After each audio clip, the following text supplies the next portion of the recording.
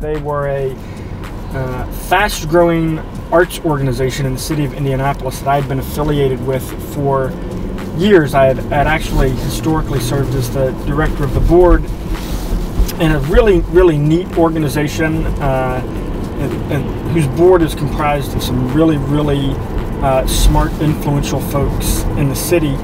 And they had reached out and they basically said they were struggling with a couple of issues. They had experienced really terrific growth and terrific success and had fulfilled their mission on a number of fronts, but they were looking obviously toward the future and what's next. And we're looking for some help around strategy and developing some new ways of thinking about what, you know, tomorrow could hold for the organization. And that was coupled with, well, what they had identified as some challenges related to board communication. We wanted to find a different way of initiating conversation and communication for the board. And so we wanted to kind of come in and ambush them a little bit, get them to think in a new way, and so improv technique just seemed like a really great idea, a great way to shake up the way that they spoke with each other. And that turned out very much to be the case.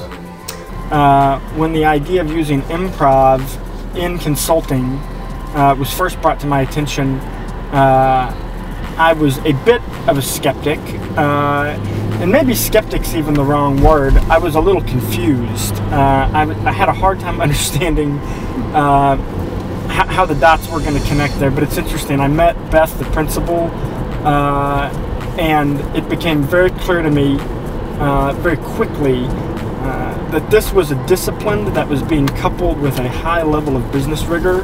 And I got very comfortable very quickly once I understood Beth's background in management consulting. And what was remarkable about using the improv approach was that it changed the posture that people held in terms of how they spoke with one another. And so it made people open to new ideas. It allowed them to agree to play by different rules. They would say, all right, so this yes and approach. We will answer an idea with yes and instead of looking at where it won't work. I think people found each other more, and I think they heard each other better as a result of that. One of the things I appreciated most about working with ActUp, and Beth in particular, was Beth took care of the details, but also led us in a very strategic way. And I'm not just talking about in front of the client or in the live fire scenario, but in the planning phases leading up to this.